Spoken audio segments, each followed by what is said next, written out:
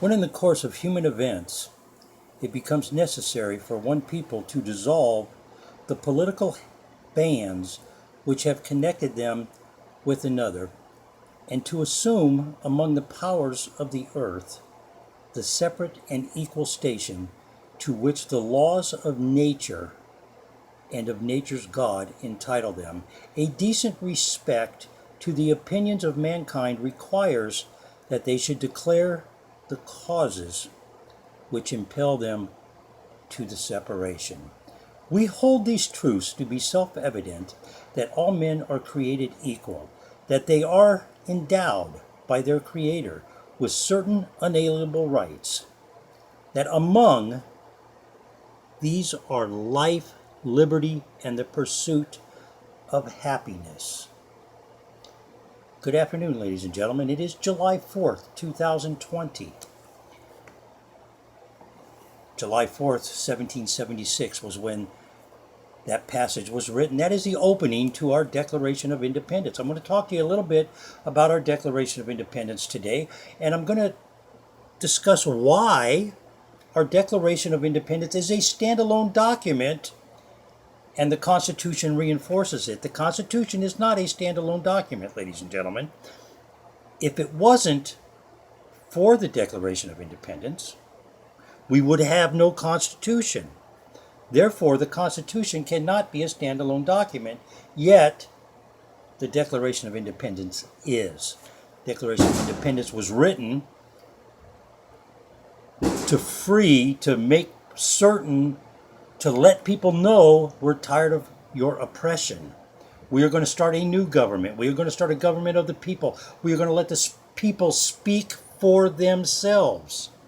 When they wrote the Constitution, the very first amendment, freedom of the press, freedom of religion, freedom of speech, freedom to peacefully, I will say it again, peacefully assemble. Not tear buildings down in the name of some crazy ideology, not burn buildings, not beat people, peacefully assemble. That is our First Amendment. Our Second Amendment is the right to bear arms. I think we're finding out why those two amendments are the most important amendments in 1776. They are very important today, aren't they? You can say what you will. This country is the greatest country on the planet, and this is why. For many of you that know me personally, you know I have a storied past. For those of you who don't know me, well, let me tell you a story. Many years ago, I got a job. The job was a front. The job I made good money at. On the backside of things, I was a drug runner. I was a mule. And I made a lot of money. I had a lot of parties. Sex, drugs, and rock and roll was the anthem at that time. That led me down a path of destruction, of self-destruction. And consequently, I became the guest of several governors. This movement that we have right now to destroy the United States of America is beyond me. I cannot fathom it. I do not understand it. And this is why. Anywhere else on the planet, I would not be afforded the opportunity to speak to you today. I probably would have been executed in half of the countries on this planet. But not the United States of America, ladies and gentlemen. The United States of America says, hey, okay, look, you messed up. Go sit over here for a while. Yeah, you got to be in a cage. Yeah, you got to do this. But when you're done, we're going to give you another chance to go back and clean your act up and do things. I've had that opportunity 5 times now, ladies and gentlemen. Do I think we should get rid of the police? If I didn't screw up, the police would have never talked to me. The police don't come talk to me unless I'm doing something wrong or I call them over a problem. So why? The most bizarre thing in the world I have ever heard is let's defund and disband our police departments. And you want to know why that is the most troubling thing to me? My my great grandparents fled Germany on my grandma's side of the family because they saw somebody coming into power. His name was Hitler. He got rid of the police. He got rid of the books. He got rid of speech. He got rid of everything the frickin' Democrats want to do right now. And if you were too blind and too stupid to see what's going on, please leave this country because you don't deserve to be here. They ran away and came here and started a life. They opened restaurants. Why do you think we have so many great, fantastic restaurants of so many different cultures, ladies and gentlemen? Those people ran away from their country to come start a new life. And what do? They bring their culture. They share their culture with us. That is the greatest thing in the world. I am proud to be an American who happens to be Portuguese. I just wish I could find linguiça in this crazy town I'm in. I have always maintained since the political correctness crap started, I am an American who happens to be Portuguese. And I'm going to say this to you here today, ladies and gentlemen, and then I'm going to lay out my new format and my new game plan as to what we're going to talk about going forward in my Patreon station. As I said, I am proud to be an American. I just happen to be Portuguese. There's nowhere else on the planet you can go and claim your heritage and be an American. You can't do it because there is no place, there is no other America on this planet. Being an American is a privilege. It is an honor.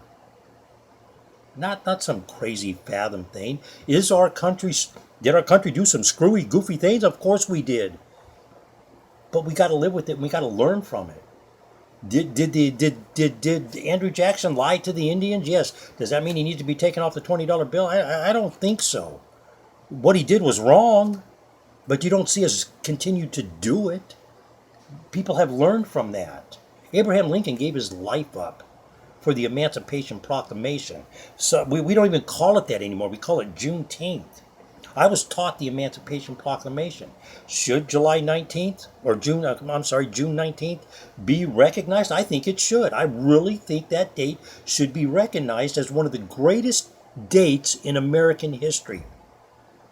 Abraham Lincoln said on that day, and I will translate it into basic English, no human being will own another human being in the United States of America.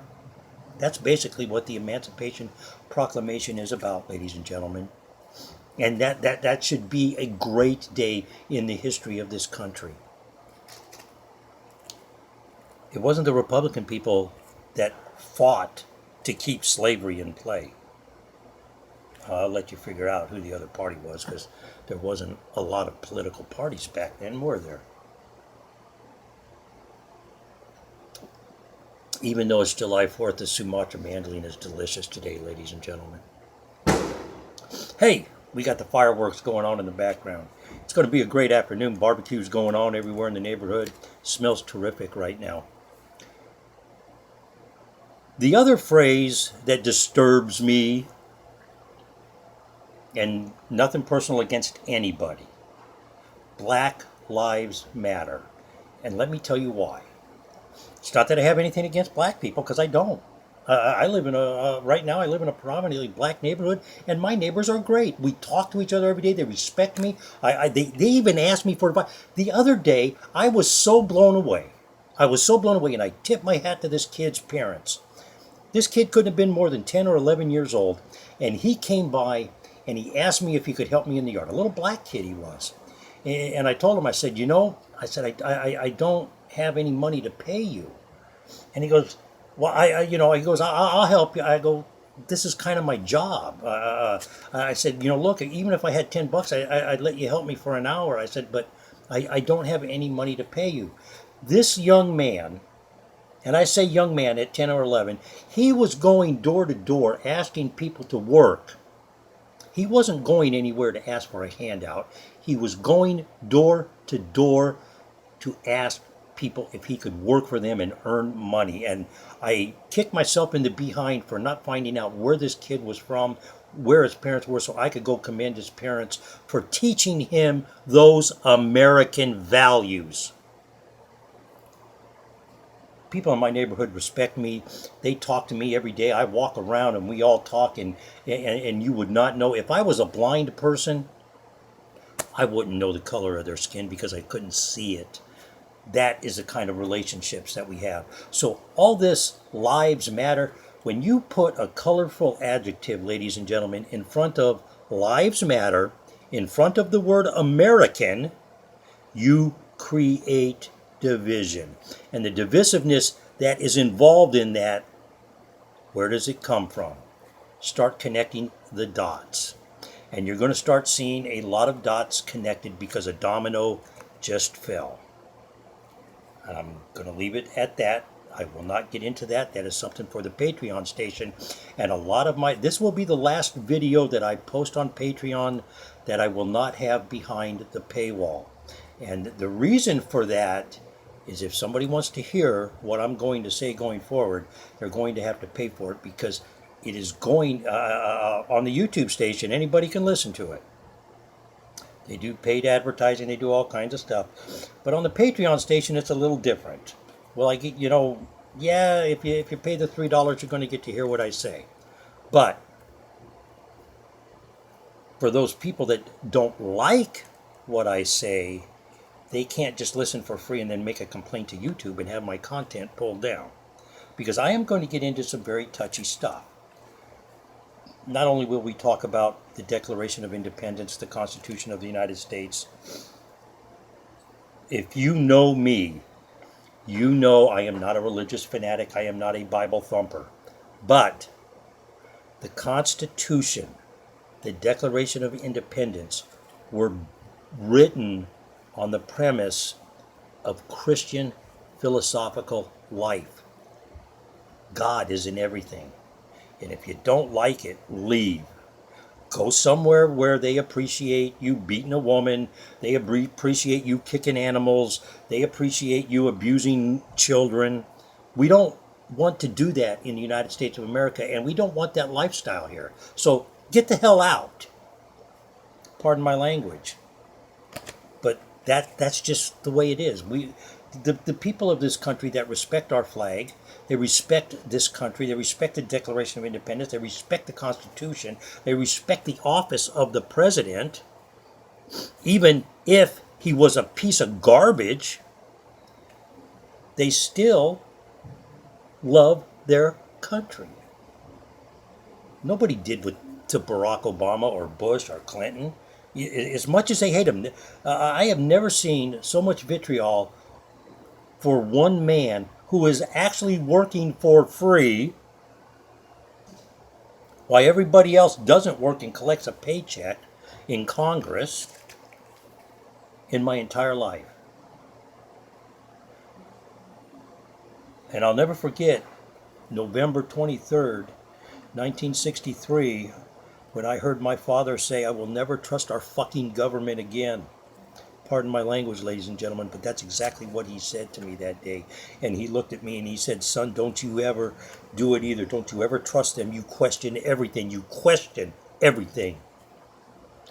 And shame on you right now if you're not questioning everything." There's a lot of red flags out there. And there's a lot of people raising those red flags right now saying, "Hey, look, you can't buy into this. You can't do it." I'm going to stop there today, ladies and gentlemen. Fall Cabal 1-10. Find the videos. Listen to them yourself. I'm going to ask you a question. Could John be Q? For Alladay Mobile Media, happy 4th of July. Let's have a great day. Let's all be safe out there.